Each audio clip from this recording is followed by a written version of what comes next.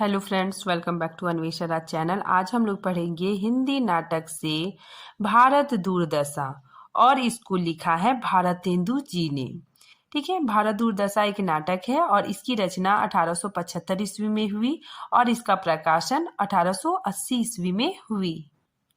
यह एक प्रतीकात्मक नाटक है। इसमें विभिन्न मनोभावों का मानवीकरण करते हुए प्रतीकात्मक ढंग से प्रयोग हुआ है। ठीक है, यह नाटक वीर, श्रृंगार और करुण रसों पर आधारित नाटक है। इस नाटक में सबसे पहले मंगलाचार्य आता है। ठीक है, मंगलाचार्य क्या होता है कि पहले भारत नाट्य शास्त्र के अनुसार मंगलाचार्य नाटक के आरंभ में की जाने वाली स्तुति है। ठीक है, मतलब नाटक आरंभ होने से पहले की जाने वाली स्तुति को ही मंगलाचार्य कहते हैं। ठीक है, देखिए यहाँ पे क्या, सतयुग थापर करण नासन मलीच आचार कठिन धार तरवार कर कृष्ण कलकित अवतार। ठीक है, सतयुग की स्थापना करने वाले तथा मलेच्छों का नाश करने वाले श्री कृष्ण की वंदना की गई है। ठीक है, तो यहाँ पे श्री कृष्ण की वंदना की गई है। यह नाटक का पहला अंक है। यहाँ पे एक योगी, ठीक है, मतलब गाते हुए आता है। ठीक है, तो यहाँ पे रोगी मतलब गा रहा है। ठीक है, तो उसी का यहाँ पे मतलब वर्णन किया गया है। ठीक है, चलिए हम लोग पढ़ते हैं। रो बहू सब मिलके अबहू भारत भाई, हा हा भारत दुर्दशा ना देखी जाई। ठीक है, तो यहाँ पे योगी मतलब गाता है और कहता है कि भारत में रहने वाले सभी भाई मिलकर आओ। ठीक है, हम रोते हैं क्योंकि भारत की दुर्दशा अब देखी नहीं जाती। ठीक है, तो यहाँ पे एक योगी आता है। ठीक है, अब वो भारत की दुर्दशा देख के उसका मन बहुत दुखी हो जाता है। ठीक है, इसीलिए वह बोलता है कि रो बहू मतलब क्या हुआ कि रोते हुए। ठीक है ना, सब मिलकर आबहू मतलब भारत के जितने सारे लोग हैं, जितने सारे भाई हैं, वो सब मिलकर आओ और हम लोग क्या करते हैं, रोते हैं। ठीक है, क्योंकि भारत की दुर्दशा अब देखी नहीं जा रही है। सबके पहले जेहि ईश्वर धन बल दीनो, सबके पहले जेहि सब विधाता कीनो। ठीक है, मतलब यहाँ पे योगी बोल रहा है कि यही वह भारत है। ठीक है, जहाँ पे सबसे पहले ईश्वर ने धन, बल और शक्ति दी थी। ठीक है, सबसे पहले इस भारत में विधाता ने यहाँ के लोगों को सभ्य बनाया था। ठीक है, सबके पहले जो रूप रंग रस भीनो, सबके पहले विद्या फल जिन गाही लीनो। ठीक है, तो यहाँ पे बताया जा रहा है कि रूप रंग रस विद्या इन सभी में जो भारतवर्ष सर्वप्रथम था। ठीक है, मतलब भारत सबसे आगे था। ठीक है, तो वही भारत आज क्या हो रहा है, पीछे हो रहा है। ठीक है, वही भारत आज सबसे पीछे हो गया है। ठीक है, पीछे दिखाई दे रहा है। अब सबके पीछे सोई परत लखाई, हा हा भारत दुर्दशा ना देखी जाई। ठीक है, तो अब सबसे पीछे भारत क्या हो गया, सबसे पीछे हो गया। ठीक है, सोई वो क्या हो गया, एकदम सोया हुआ जान पड़ता है। ऐसा लगता है देखने से कि अब वो क्या है, सोया हुआ, और वो सबसे पीछे हो गया है। ठीक है, और भारत की दुर्दशा मतलब देखी नहीं जा रही है। हाँ भाई, साक हरिश्चंद्रु नहुस ययाति, जहाँ राम युधिष्ठिर वासुदेव सयाति, जहाँ भीम करण अर्जुन की छटा दिखाती, तह रही मूढ़ता कलह अविद्या राति। राति मतलब अंधकार। ठीक है, तो यहाँ पे बताया जा रहा है कि जिस देश में शाक्य मतलब गौतम बुद्ध, हरिश्चंद्र, युधिष्ठिर, राम, ठीक है, तो ये महापुरुष यहाँ पे जन्म लिए। ठीक है, तो इतने महापुरुषों ने इस धरती पे जन्म लिए, उस धरती पे आज क्या है, मूर्खता हो गई है। ठीक है, अविद्या अविद्या हो गया, विद्या अशिक्षा अज्ञानता चारों तरफ व्याप्त हो गया है। भारत के महापुरुषों की चर्चा करते हुए योगी शाक्य मुनि अर्थात गौतम बुद्ध, हरिश्चंद्र, नहुष, ययाति, राम, युधिष्ठिर, वासुदेव, वासुदेव कौन है अर्थात श्री कृष्ण, भीम, कर्ण, अर्जुन का नाम आदि लेते हुए उनके यश और वैभव की बात बताते हुए कहता है कि जहाँ इतने सारे महापुरुष रहे हों, आज वहाँ पर मूर्खता अर्थात मूर्खता, ठीक है, कलह, कलह मतलब लड़ाई, और अविद्या अर्थात अशिक्षा, अज्ञानता चारों तरफ व्याप्त हो गई है। ठीक है, मतलब चारों तरफ अशिक्षा, अज्ञानता, मूर्खता, लड़ाई झगड़ा, कलह मतलब व्याप्त हो गया है। ठीक है, आगे देखिए, अब जहाँ जहाँ देखहूँ दुख ही दुख दिखाई, हाँ हाँ भारत दुर्दशा ना देखी जाए। ठीक है, तो यहाँ पे योगी बोलता है कि अब जहाँ भी देखो, जिधर भी देखो, जिस तरफ भी देखो, चारों तरफ देखो, दुख ही दुख दिखाई देता है। ठीक है, इस भारत की दुर्दशा देखी नहीं जाती। लारी वैदिक जन डुबाई, पुस्तक सारी करी कला बुलाई, जवन सेना पुनि भारी। ठीक है, तो यहाँ पे बताया जा रहा है कि वैदिक और जैन धर्म के लोग आपस में लड़कर सारी धार्मिक पुस्तकों का नाश कर दिए। ठीक है, मतलब हमेशा धार्मिक और अंधविश्वास की रूढ़ियों और परंपराओं से ग्रसित रहा है, जिसके कारण एक धर्म के लोग दूसरे धर्म के लोगों को नीचा दिखाते हैं। ठीक है, मतलब आपस में लड़ाई झगड़ा करते हैं। ठीक है, धर्म के नाम पे आपस में लड़ाई झगड़ा करते हैं। ठीक है, तो इसी कारण क्या हो गया है कि जो बाहरी जो विदेशी आक्रामक लोग, ठीक है ना, विदेशी लोग हमारे देश पे आक्रमण कर देते हैं। ठीक है, जिससे यहाँ की जो स्थिति है वो और भी बुरी होती है। ठीक है, इसीलिए यहाँ पे बताया जा रहा है कि करी कला बुलाई, ठीक है, मतलब लड़ाई झगड़ा से करी कला बुलाई, जवन सैन पुनि भारी। ठीक है, जिससे क्या होता है कि जवन सैन मतलब विदेशी आक्रमण यहाँ पे होते हैं। ठीक है, और ये बहुत ही मतलब हमारे लिए बुरा है। ठीक है, तो यहाँ कवि कहते हैं कि उनकी लड़ाई का फायदा उठाकर भारत पर विदेशियों का आगमन हुआ है। तेन नासी बुद्धि बल विद्या धन बाहुबारी, छाई अब आलस कुमति कला अंधियारी। ठीक है, मतलब इन विदेशी आक्रामकों, ठीक है, आक्रांतों ने बुद्धि बल और विद्या धन का नाश कर दिया है। ठीक है, अब इस भारतवर्ष में आलस, अंधकार रूपी दुर्वृत्तियां, ठीक है, कला रूपी अंधियार चारों तरफ व्याप्त हो गया है। ठीक है, मतलब विदेशी आक्रमण के कारण बुद्धि बल और धन सबका नाश हुआ है। ठीक है, और भारत में आलस्य, अंधकार, कला चारों तरफ व्याप्त हो गई है। ठीक है, भय अंध पंगु सेब दिन हिन बिखलाई, हा हा भारत दुर्दशा न देखी जाई। मतलब सब लोग क्या हो गए हैं, अंधे हो गए हैं। पंगु मतलब विकलांग हो गए हैं, और दीनहीन हो गए हैं, और बिलक बिलक कर मतलब रो रहे हैं। ठीक है, बिलक रहे हैं। ऐसी भारत की दुर्दशा देखी नहीं जा रही है। अंग्रेज राज सुख साज सजे सब भारी, पे धन विदेश चली जात यही अति ख्वारी। ख्वारी मतलब क्या होता है, कष्टकारी। ठीक है, अब अंग्रेज राज्य आया। ठीक है, अब अंग्रेजी राज आया। अंग्रेजी राज का सुख सब पर भारी पड़ा, भारत का धन विदेश की ओर जा रहा है। ठीक है, लेखक यहाँ पे मतलब जनता को बता रहे कि भारत का जो धन है वो विदेश से जा रहा है। ठीक है, अंग्रेज यहाँ पे मतलब सिर्फ भारत को लूटने के लिए आए हैं। ठीक है, और यहाँ का धन मतलब विदेश भेज देते हैं। तो यहाँ का धन विदेश जा रहा है, और इस बात से लेखक को बहुत दुख पीड़ा हो रही है।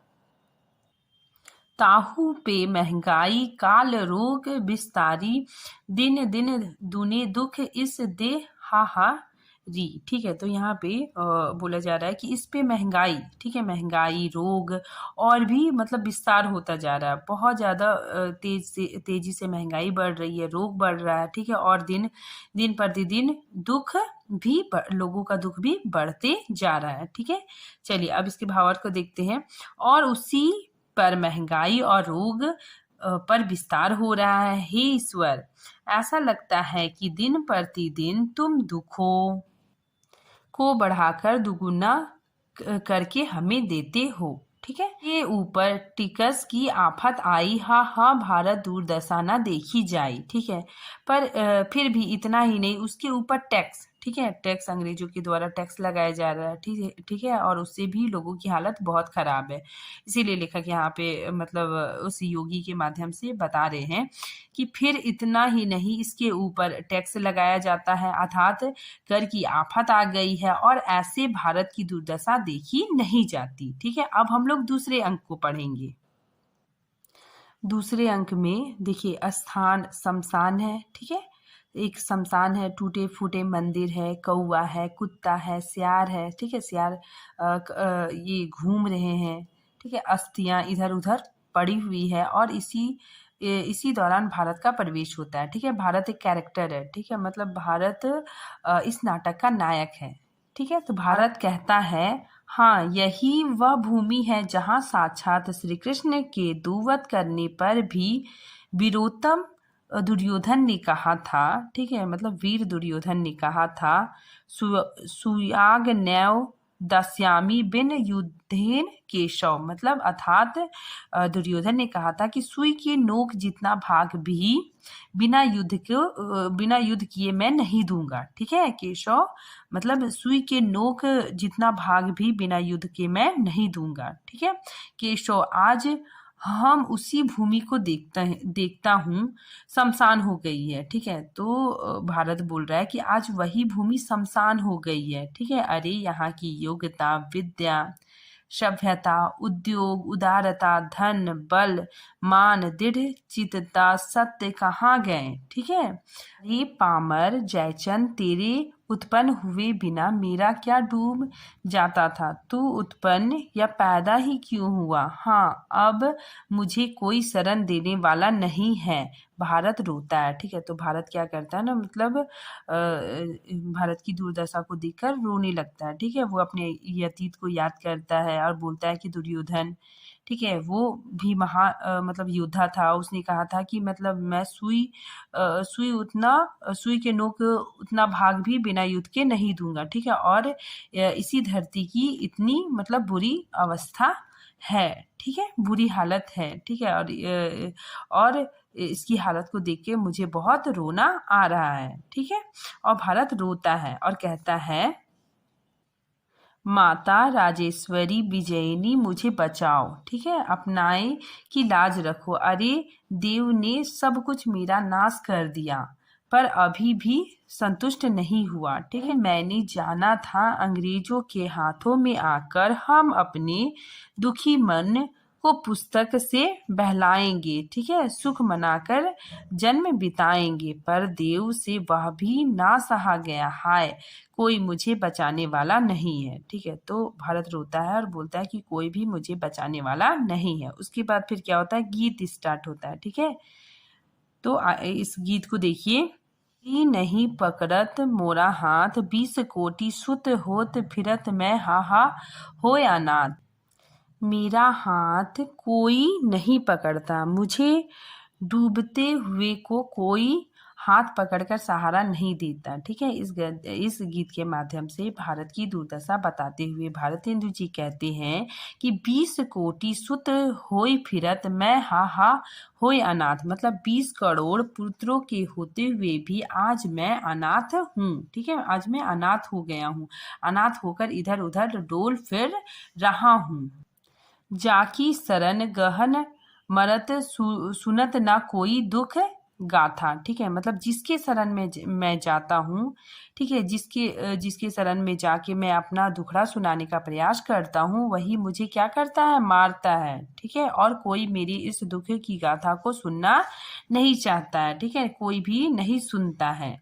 दिन गए इस सो उन डोलत, टकरावत निज माथ, दिन दिन विपत्ति बढ़त, सुख खिजते दे काऊ नहीं साथ। ठीक है, मतलब इस प्रकार इधर उधर डोलता हुआ, अपना माथा टकराता हुआ, ठीक है, मैं और अधिक दुखी हो गया हूँ। मेरी विपत्ति दुख बढ़ती चली जा रही है, दुख कम होता नहीं है। ठीक है, मतलब दुख कम नहीं होता है और मेरा साथ कोई भी नहीं दे रहा है। ठीक है, सब विधि दुख सागर में डूबत, धाई उबारो नाथ। मतलब वे भारत ईश्वर से प्रार्थना करता है कि मैं हर प्रकार से दुखी रूपी सागर में डूबा हुआ हूँ, तुम आकर दौड़कर मुझे उबार लो। ठीक है, मतलब तुम मुझे बचा लो। ठीक है, उसके बाद फिर नेफत से गंभीर स्वर सुनाई पड़ता है। नेफत क्या होता है ना कि बैक स्टेज। ठीक है, स्टेज के पीछे साइड से एक गंभीर आवाज सुनाई पड़ती है। अब क्या होता है कि बैक स्टेज से एक आवाज सुनाई पड़ती, गंभीर आवाज। ठीक है, गंभीर आवाज में सुनाई पड़ती है कि अब भी तुझको अपने नाथ का भरोसा है, खड़ा तो रहा, अभी मैंने तेरी आशा की जड़ ना खोद डाली तो मेरा नाम नहीं। ठीक है, भारत डर जाता है और कांपता हुआ रोने लगता है और कहता है कि अरे यह विकराल बदन मतलब बड़ा शरीर वाला कौन मुंह बाएं मेरी ओर दौड़ता चला आ रहा है। ठीक है, दौड़ मेरी तरफ दौड़ा चला आ रहा है। हाय हाय हाय, इससे कैसे बचेंगे, मतलब इससे मैं कैसे बचूंगा।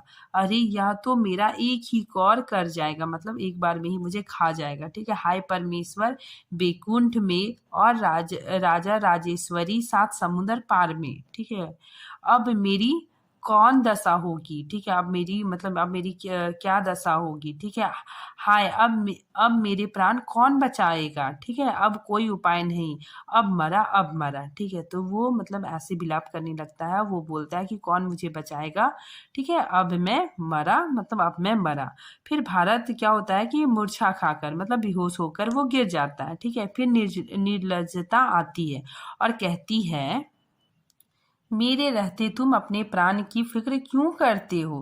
छी छी, जियोगे तो भीख मांग खाओगे। प्राण देना तो कायरों का काम है, क्या हुआ जो धन मान सब गया, एक जिंदगी हजार नेमत है। देखकर अरे अरे सचमुच बेहोश हो गया, उठा ले चलो। नहीं नहीं, मुझसे अकेले ना उठेगा। नेफत की और आशा आशा जल्दी आओ। ठीक है, तो तभी आशा आती है। तो यहाँ पे मतलब भारत क्या होता है, बेहोश हो जाता है। ठीक है, उसके बाद फिर निर्लजता आती है, फिर उसको फिर आशा को वो बुलाती है। ठीक है, फिर आशा आती है। ठीक है, निर्लजता, या देखो भारत मरता है, जल्दी इसे घर उठाकर ले चलो। आशा, मेरे आच्छाद मतलब मेरे रहते किसी ने प्राण दिया है, ले चलो अभी जिलाती हूँ। ठीक है, दोनों उठाकर भारत को ले जाते हैं। दोनों उठा के भारत को ले जाते हैं। ठीक है, बस इतना ही है। नेक्स्ट पार्ट हम अगले वीडियो में बनाएंगे। तब तक के लिए थैंक यू।